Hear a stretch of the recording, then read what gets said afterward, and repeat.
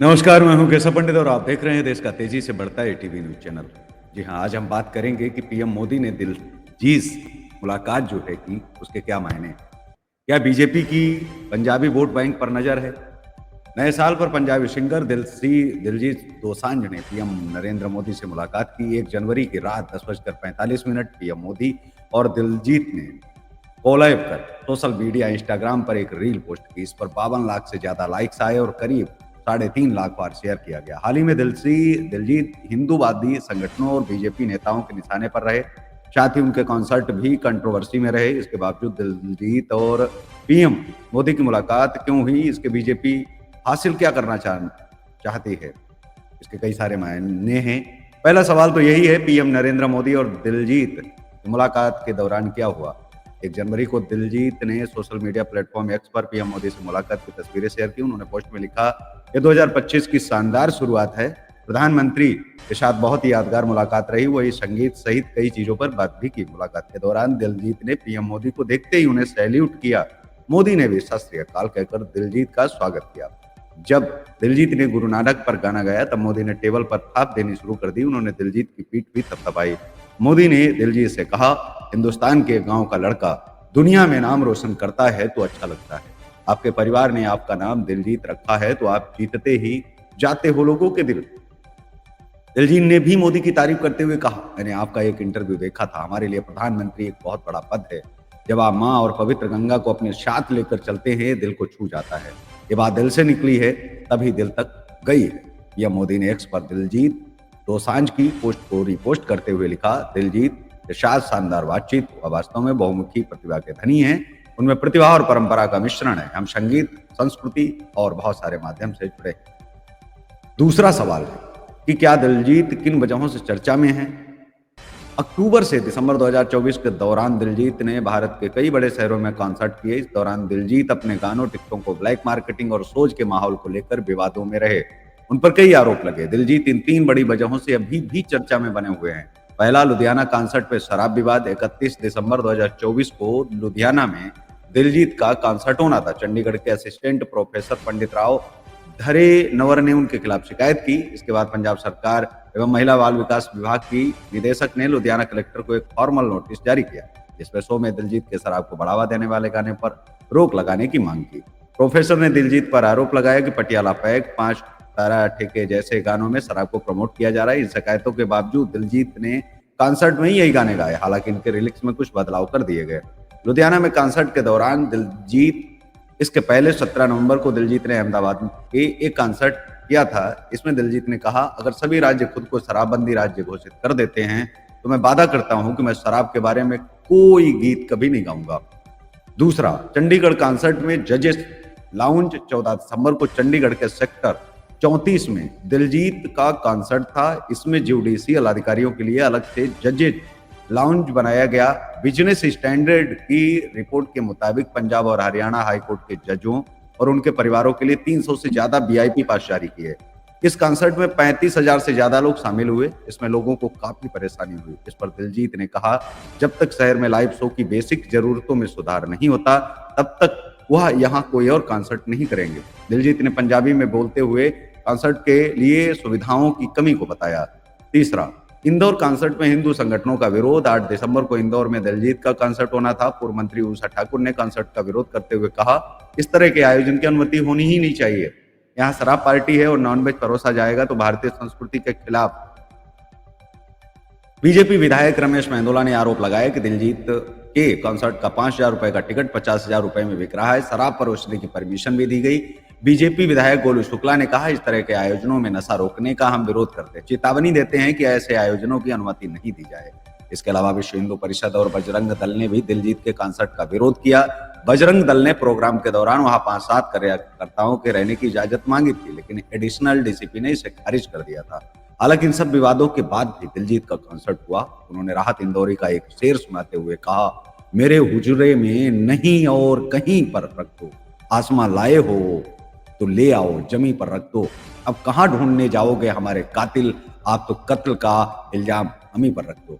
अब सवाल नंबर तीसरा, दिलजीत पर किस तरह के आरोप लगते हैं। पंजाबी सिंगर दिलजीत पर लगे आरोप सिलसिलेवार अगर हम देखें तो मैं एक एक करके आपको बताता हूँ। पहला, शराब और ड्रग्स को बढ़ावा। 15 नवंबर 2024 को हैदराबाद कॉन्सर्ट से पहले ही दिलजीत को तेलंगाना सरकार का नोटिस मिल गया। नोटिस के मुताबिक दिलजीत स्टेज पर शराब या दारू जैसे शब्दों का इस्तेमाल नहीं कर सकते। इस पर दिलजीत ने स्टेज से अपनी नाराजगी जाहिर करते हुए कहा कि भारत के कलाकारों को अपने ही देश में गाने से रोका जाता है, जबकि अंतर्राष्ट्रीय कलाकारों को पूरी आजादी दी जाती है। दूसरा, एंटी बीजेपी मुद्दे को सपोर्ट। 2020 में केंद्र की बीजेपी सरकार के खिलाफ किसान अपनी मांगों के लिए आंदोलन कर रहे थे।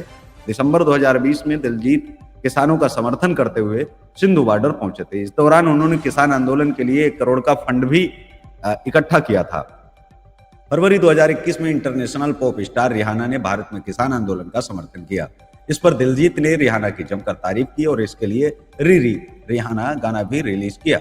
दिलजीत के समर्थन से कंगना रनौत पर भड़क गई थी। सोशल मीडिया पर कंगना और दिलजीत ने एक दूसरे को ट्रोल भी किया।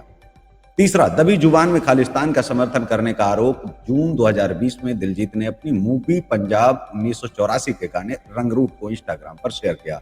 तब पहली बार उन पर दबी जुबान में खालिस्तान का समर्थन करने का आरोप भी लगा। तब कांग्रेस सांसद और वर्तमान केंद्र सरकार में मंत्री रवनीश सिंह बिट्टू ने कहा कि ये गाना दिलजीत ने खालिस्तानियों के समर्थन में पोस्ट किया था। दिलजीत ने सफाई देते हुए कहा कि जिस गाने पर एतराज किया जा रहा है वह 2014 में रिलीज हुआ था। इस फिल्म और उसके गाने के सेंसर बोर्ड ने मंजूरी दी थी। इस फिल्म को नेशनल अवार्ड भी दिया गया था। फिर इस पर एफआईआर कैसे हो सकती है? अब इस फिल्म के गाने पर हल्ला क्यों मचा है? मार्च 2023 में कंगना रनौत ने दिलजीत को गिरफ्तारी की चेतावनी दी थी। दरअसल दिलजीत ने सोशल मीडिया पर एक पोस्ट शेयर करते हुए लिखा, पुलिस आ गई पुलिस। पंजाब में पुलिस को पुलिस कहते हैं। पंजाब पुलिस द्वारा खालिस्तान समर्थकों की गिरफ्तारी के बाद पुलिस शब्द ट्रेंड बन गया था। कंगना ने इंस्टाग्राम स्टोरी में लिखा था, वो सभी जो खालिस्तानियों का सपोर्ट करते, याद रखना अगला नंबर तुम्हारा है, पुलिस आ चुकी है। जिस पर दिलजीत ने पंजाबी में इंस्टाग्राम पर एक नोट शेयर कर कहा, मेरा पंजाब फूटा फूटा रहे। अब सवाल नंबर 4 है कि दिलजीत ने पीएम मोदी से मुलाकात क्यों की? इलेक्शन एनालिस्ट अमित तिवारी कहते हैं कि पीएम मोदी ने इस मुलाकात से मैसेज दिया है कि वे आलोचना करने वालों से भी मुलाकात करते हैं। दरअसल दिलजीत युवाओं के बीच बहुत पॉपुलर है। दिलजीत के जरिए बीजेपी युवाओं, सिखों और किसानों के दिलों में जगह बनाना चाहती है। इससे भी देखा जा रहा है कि पीएम मोदी ने बजरंग दल को दरकिनार करके दिलजीत से मुलाकात की। हालांकि 2 जनवरी को किसान नेता सरवन सिंह पनेर ने दिलजीत से पीएम मोदी से मुलाकात कर नाराजगी भी जताई। उन्होंने कहा किसान इस मुलाकात से खुश नहीं। दिलजीत को पीएम मोदी से मिलने का जगह किसानों का समर्थन करने के लिए किया जाना चाहिए था। दिलजीत को 38 दिनों से अनिश्चितकालीन अनशन पर चल रहे किसान नेता जगजीत से मुलाकात करनी चाहिए थी। सवाल नंबर 5 कि क्या बीजेपी दिलजीत के जरिए कनाडाई सिखों का समर्थन चाहती है? विदेशी मामलों के जानकार और जेएनयू के प्रोफेसर राजन कुमार कहते हैं, कनाडा की सिख कम्युनिटी और बीएचपी के बीच अनबन जग जाहिर है। कनाडा में अलगाववादियों ने कई बार बीजेपी सरकार का विरोध किया है। कनाडा में एंटी बीजेपी, एंटी मोदी और यहां तक कि एंटी इंडिया सेंटीमेंट वाले लोग बढ़ते जा रहे हैं। इससे भारत और बीजेपी सरकार की दुनिया भर में बुरी छवि भी बन सकती है। लेकिन दिलजीत कनाडाई सिखों के चहेते सिंगर है। वे अक्सर कनाडा में कॉन्सर्ट करने जाते हैं। अप्रैल जुलाई 2024 के बीच दिलजीत ने कनाडा में कॉन्सर्ट किए थे। 13 जुलाई को टोरंटो के कॉन्सर्ट में कनाडाई पीएम जस्टिन ट्रूडो भी पहुंचे थे। ट्रूडो ने एक्स पर लिखा, रॉजर्स सेंटर में दिलजीत को उनके शो के लिए बधाई दी। कनाडा एक महान देश है जहां पंजाब एक लड़का इतिहास बना सकता है और स्टेडियम की सारी टिकटें बेच सकता है। सवाल नंबर 6, क्या इस मुलाकात से दिल्ली और पंजाब में भाजपा को कोई फायदा मिलेगा? दिलजीत दोसांझ सिख सरदार हैं और पंजाबी कम्युनिटी से ताल्लुक रखते हैं। पंजाब, हरियाणा, दिल्ली, हिमाचल प्रदेश समेत पूरे भारत में फैंस और फॉलोअर्स हैं। अमिताभ तिवारी कहते हैं कि पीएम मोदी और दिलजीत दोसांझ की यह मुलाकात सिंबॉलिक है। इस मुलाकात की असल वजह सामने नहीं आई है। अगर यह मुलाकात राजनीतिक मुद्दे पर हुई होगी तो दिलजीत खुलकर बीजेपी को वोट करने की मांग करेंगे। फिलहाल ऐसा कुछ हुआ नहीं है, इसलिए बीजेपी इस मुलाकात से कोई भी राजनीतिक फायदा नहीं उठा सकती। हालांकि वह सिखों के लिए सॉफ्ट कॉर्नर जरूर बना सकती है। दरअसल दिल्ली में सिख समेत पूरी पंजाबी इम्यूनिटी के करीब 19% वोटर है। यहाँ करीब 5% आबादी सिख कम्युनिटी की है। दिल्ली की 70 में से 13 विधानसभा सीटों में सिख कम्युनिटी का प्रभाव है, जिनमें राजौरी गार्डन, नई दिल्ली, चांदनी चौक, तिलक नगर जैसी सीटें भी शामिल है। 2020 में बीजेपी यहाँ केवल 8 सीटें ही जीत सकी। हालांकि 2024 के लोकसभा चुनाव में सभी 6 सीटों पर काबिज भी हुई।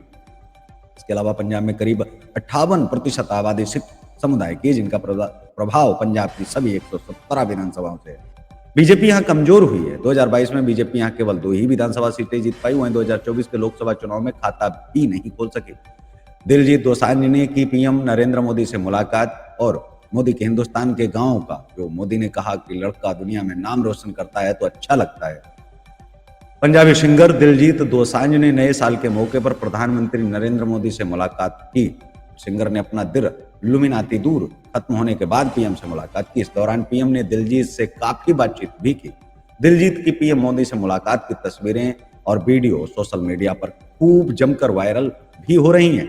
लेकिन अब ये देखा जाना भी बहुत जरूरी है। सवाल ये उठता है कि बजरंग दल से लगातार लड़ाई हो रही थी, जो हिंदू संगठन थे उनके साथ लगातार लड़ाई चल रही थी दिलजीत दोसांझ की, लेकिन उसके बावजूद भी ये ताजी ताजी लड़ाई शराब के मांस के ऐसे आरोप लगे हुए थे दिलजीत पर। लेकिन क्या वजह पड़ी कि नरेंद्र मोदी ने हिंदू संगठनों को और खास करके बजरंग दल और आरएसएस जैसे जो प्रोटेस्ट कर रहे थे उनके खिलाफ जो खड़े थे, तो उनको दरकिनार करके नजरअंदाज करके जो मुलाकात की है इसके क्या मायने हैं, किस वजह से मुलाकात हुई है, ये तो पूरी तरह से खुलासा नहीं हुआ। लेकिन अलग अलग लोग अपनी अपनी अलग अलग जो है विश्लेषण भी दे रहे हैं। वो कह रहे हैं कि इसके ये मायने हैं, राजनीतिक मायने ये हैं कि पंजाबी वोटर साधने की जो है ये बातचीत कही जा रही है। तो इस कार्यक्रम में बस इतना ही, इस विश्लेषण में बस इतना ही। हमें दीजिए इजाजत, नमस्कार। और आप देखते रहिए देश का तेजी से बढ़ता एटीवी न्यूज चैनल।